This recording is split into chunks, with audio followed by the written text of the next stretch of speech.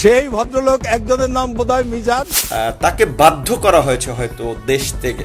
একসঙ্গে কালেমা পড়ে মুসলমান হয়েছিল, এটা ছিল তাদের চোখে বড় একটা অপরাধ। দীর্ঘ 4.5 বছর পর মালয়েশিয়া থেকে দেশে ফিরেছেন জনপ্রিয় ইসলামী বক্তা মিজানুর রহমান আজহারী। আল্লাহ, আমি ছাড়া এই দুনিয়াতে তোমার গোলামের অভাব নাই, কিন্তু তুমি ছাড়া আমার আর কোনো রব না।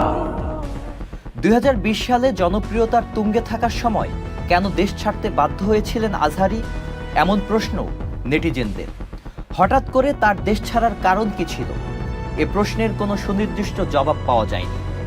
সেই সময় ফেসবুকে তিনি নিজেই পারিপার্শ্বিক কিছু কারণের কথা উল্লেখ করেন, তবে সেই কারণগুলো কি তা উল্লেখ করেননি। আজহারীর দেশ ছাড়ার কারণ প্রসঙ্গে একাধিক সূত্রে জানা যায় 2020 সালের জানুয়ারিতে জয়পুরহাটে তার এক মাহফিলে ধর্মান্তরের একটি ঘটনাকে নিয়ে ব্যাপক আলোচনা হয়। এর পরপরই লক্ষ্মীপুরে আরেকটি মাহফিলে 12 জন ভারতীয় নাগরিকের ধর্মান্তরের ঘটনাও ব্যাপক আলোচনার সৃষ্টি করেছিল। আলোচিত ওই হিন্দু পরিবারটি এসেছিল ভারত থেকে। তখন বাংলাদেশের পুলিশ 12 জনকেই আটক করে এবং তাদেরকে ভারতে ফেরত পাঠানো হয়। ধারণা করা হচ্ছে তৎকালীন সরকার ভারত সরকারের অদৃশ্য চাপেই তাকে দেশ ছাড়তে বাধ্য করে। একটা মাহফিলে 8 জন একসঙ্গে কালেমা পড়ে মুসলমান হয়েছিল, এটা ছিল তাদের চোখে বড় একটা অপরাধ। এই অপরাধে আমাকে অপরাধী সাব্যস্ত করে আমাকে বাধ্য করেছে বাইরে আসতে। সেই সময়ে জাতীয় সংসদে আজহারীকে জামায়াত সংশ্লিষ্ট বলে অভিযোগ করা হয়। জামাত, শিবির, রাজাকার তারা এত তৎপর হয়ে গেছে। সেই ভদ্রলোক একজনের নাম বোধহয় মিজান, আরেকজনের নাম কি মনোয়ার নাকি, তারা নাকি ঘরে ঘরে দেলোয়ার হোসেন সাইদি নাকি বেরিয়ে আসবে। এবং শুধু তাই নয়, মাননীয় স্পিকার কি বলছে জানেন? একজন বলছেন এখন আর তীর ধনুকের যুগ নয়, এখন AK-47 যুগ। এটি একটি প্রচ্ছন্ন নয়, প্রকাশ্য হুমকি। ওই সময় ঢাকা বিশ্ববিদ্যালয়ের কেন্দ্রীয় ছাত্র সংসদের ভিপি নুরুল হক নূর বলেছিলেন, ধর্মীয় বক্তা মিজানুর রহমান আজহারীকে দেশ ছাড়তে বাধ্য করা হয়েছে।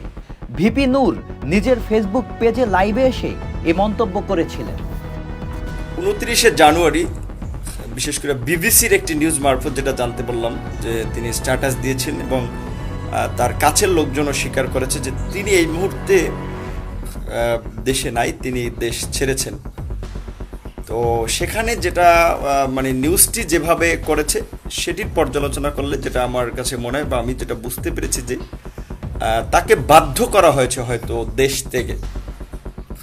কারণ আমাদের বিচারপতি সিনহা যখন দেশ ছাড়েন তখন কিন্তু বিশেষ করে মিডিয়ায় তাকে ওইভাবে কথা বলতে দেওয়া হয়নি এবং প্রচার করা হয়েছিল যে তিনি চিকিৎসার জন্য বিদেশ যাচ্ছেন। মাওলানা আব্দুল্লাহ আল আমিন নামে এক আজহারী ভক্ত বলেন, মিজানুর রহমান আজহারীর মাহফিলগুলোতে বক্তব্য দেওয়ার সময় তিনি কাউকে পরোয়া করতেন না। তার বিভিন্ন মাহফিলে এসে অসংখ্য ভিন্নধর্মী ইসলাম গ্রহণ করতেন।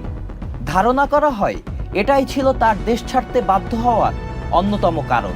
সাবেক সরকারের ধর্ম প্রতিমন্ত্রী আজহারীকে জামায়াত সংশ্লিষ্ট বলে অভিযোগ তোলার পর তাকে নিয়ে ব্যাপক আলোচনা হয়েছিল।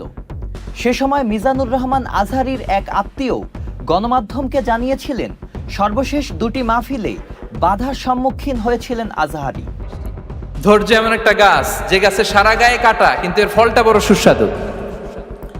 তবে জনপ্রিয় এই ইসলামী স্কলার তার দেশত্যাগ নিয়ে গণমাধ্যমকে কখনোই কিছু জানায়নি। Sajid Abdullah, channel I.